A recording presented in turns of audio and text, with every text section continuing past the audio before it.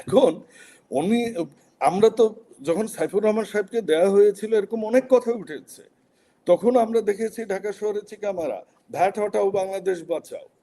কিন্তু আমার মনে হয় he will be the best, and আমার মতে যে এখানে সার্টিফিকেট চেয়ে উনি যে ব্যবসায়, উনি যে এক্সপোর্ট ইম্পোর্টের সাথে জড়িত, he will perform the ever best. And let's talk আবার after 6 months we will again talk আবার আফটার দিস। কিন্তু উনি কি অযোগ্য এটা বলতে পারে না। হ্যাঁ, আপনারা যেটা বলেছেন যে আগের গভর্নরের বিদায় নিয়ে যে কথাটা বলেছে, আমি খুব ক্রিটিক্যালি অ্যান্ড কেয়ারফুলি আমি ওনার বিরুদ্ধে যে কথাগুলো যে অফিসারগুলো এসে বলেছেন, ওইখানে আমার দৃষ্টিকটু একটাই হয়েছে যে তারা আরো সভ্য ভাষায় তার সম্পর্কে কথাগুলো বলতে পারতেন। যেমন উনি একটা সাইকেলের চাবি লাগিয়েছেন এখানে ওখানে, উনি এতগুলা এমপ্লয়িকে উনি ইয়ে করেছেন, কি বলে, অযাচিত ভাবে তাদের শাস্তি দিয়েছেন। এখন আপনারা, উনি যেটা বললেন যে ওনার সময় রিজার্ভ ঠিক হয়েছে, রিজার্ভ কখন ঠিক হয় অর্থনীতির ভাষায় একটু যদি বলি আমি, রিজার্ভ তখনই হয় যখন আমি মূলধন যন্ত্রপাতি কিনি না, আমার ক্রয় কমে যায়, আমার দেশে যখন ফ্যাক্টরি থাকে না, নতুন ফ্যাক্টরি ওঠে না, পুরাতন ফ্যাক্টরিগুলোর যখন আমরা স্পেয়ার পার্টস আনি না, তখন কিন্তু আপনার আমদানিকে যখন রেস্ট্রিক্ট করা হয়, করা হয়েছে তো আমদানিকে রেস্ট্রিক্ট, এটাই তো সত্য কথা। তো বিষয়টা কি, যখন আপনার উৎপাদন ব্যাহত হয় তখন আপনার তো আনএমপ্লয়মেন্ট হয়, আর যখন আনএমপ্লয়মেন্ট হয় তখন কিন্তু ইনফ্লেশন হয়ে যায়, দ্রব্যমূল্য বেড়ে যায়, যখন দ্রব্যমূল্য বেড়ে যায় তখন কিন্তু সঞ্চয়ও কমে যায়, যখন সঞ্চয় কমে যায় তখন ইন্টারনাল বিনিয়োগ কমে যায়। দেশের অর্থনীতিকে উনি কোন জায়গায় নিয়ে গেছেন, আমি অত বড় অর্থনীতিবিদ নই, কিন্তু আমি একজন অ্যাকাউন্ট্যান্ট হিসেবে এইটুকু বুঝি, গত 18 বছরে আন্ডার এমপ্লয়মেন্ট, আনএমপ্লয়মেন্ট হিস্ট্রিক্যালি, এবং আপনি জানেন যে জিডিপি মাত্র 3.49 না 3.94 এরকম হয়েছে, এটা বিগত 25 বছরের মধ্যে সর্বনিম্ন। আপনি কোন ক্রাইটেরিয়ায় তাকে যোগ্য বলছেন এটা আমার কিন্তু বোধগম্য নয়। আপনি যে রিজার্ভের কথা বলেছেন, আমার কাছে অনেক টাকা আছে, আমি টাকাটাকে বিনিয়োগ করছি না, তার মানে আমি ধনী মানুষ নয়। আমি যদি দেশের অর্থকে মাল্টিপ্লায়ারটা যত বেশি করতে পারবো, তত এমপ্লয়মেন্ট বাড়বে, তত সঞ্চয় বাড়বে, তত উৎপাদন বাড়বে। এদেশের উৎপাদন বাড়াতে হবে এবং এদেশের ইন্ডাস্ট্রিয়ালাইজেশনটা আনতে হবে, যেটা তারেক রহমান ইতিমধ্যেই শুরু করেছেন। সমস্ত ইন্ডাস্ট্রি উনি খুলে দিচ্ছেন, প্রাইভেট পাবলিক পার্টনারশিপের মাধ্যমে বিজিএমই বিকেএমই যেসব সরকারি মিলগুলো, সেগুলোকে উনি খুলে দেওয়ার ব্যবস্থা নিচ্ছেন। কাজে অর্থনীতির যে শুধু আমার রিজার্ভ বেড়ে গেলে আমার অর্থনীতি ভালো আছে, that does not mean.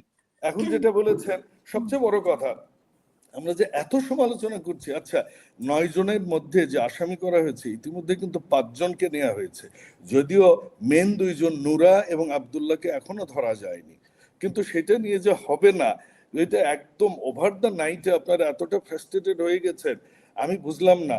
Humaira নূর, আমার একটা প্রশ্ন, বিগত 20 বছরে বা 17 বছরে আপনি বলতে পারেন যে বাংলাদেশের নারীবাদীরা কোথায়?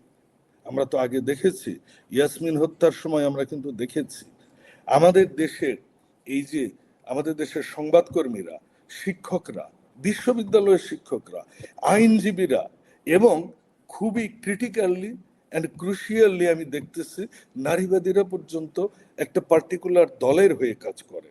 নারীরা যদি নারীদের পক্ষে না দাঁড়ায়, নারীরা যদি নারীদের সাথে না থাকে, আমরা কিন্তু নারীদেরকে এরকম সোচ্চার হতে দেখছি না। এ ব্যাপারে হুমায়রা একজন অ্যাডভোকেট, আমি শিওর উনি যদি এই ব্যাপারে পদক্ষেপ নেন, এটা একটা আমাদের জন্য অনুপ্রেরণা হয়ে থাকবে। Humaira has a great leadership, অনেকদিন থেকে রাজনীতি করছে, এবার ইলেকশন করেছে। হ্যাঁ, আমাদের কিন্তু নারী কর্মী, তারপরে মানবাধিকার সংস্থা আমরা কিন্তু আগে প্রায় দেখতাম। আপনার নিশ্চয় মনে আছে মইনুল হোসেন, ব্যারিস্টার মইনুল একজন সাংবাদিককে বলেছিলেন মাসুদা পার্টিকে, তখন কি পরিমাণ নারীরা ঝাঁকে ঝাঁকে বের হয়ে এসেছিল। তা আমরা সেই নারীদেরকে এখন আর দেখি না কেন? দেখছি না, আমরা দেখছি না। তো আমাদের ওই ক্ষেত্রে নারীদেরও ভূমিকা আনতে হবে। হ্যাঁ, পুরুষের মানসিকতা, পুরুষের যেসব দৈন্যতা, কারণ আমরা যদি ওই যে অ্যাঙ্গেলস যেটা বলেছিলেন, যে অ্যাঙ্গেলসের একটা বই ছিল the family, women and the family property, এরকম একটা বইয়ের নাম, এক্স্যাক্টলি মেবি আই এম রং, মানে বলেছিলেন যে আসলে নারীদেরকে আমরা যদি মূল স্রোতে এনে উৎপাদনের সহায়ক শক্তি হিসেবে, ইরানে যেটা করেছে, এটা এমন না যে কোনো রিলিজিয়াস বিষয়, এটিকে অনেক সময় মানুষ রিলিজিয়াস করে ঢেকে রাখে। আমাদের তাদেরকে উৎপাদনের মধ্যে আনতে হবে। তাদেরকে যদি আমরা আর্থিক সক্ষমতা দিতে পারি, তারা যদি নিজের পায়ে দাঁড়াতে পারে। একটা বাবা তার মেয়েকে নিয়ে তার খালার বাড়িতে পালিয়ে যাচ্ছে ধর্ষিত হওয়ার পরও, সেখান থেকে ছিনিয়ে নেওয়া হয়েছে, আমি যদি ভুল না করি, এটাই আমি খুব পড়ার সুযোগ পাইনি।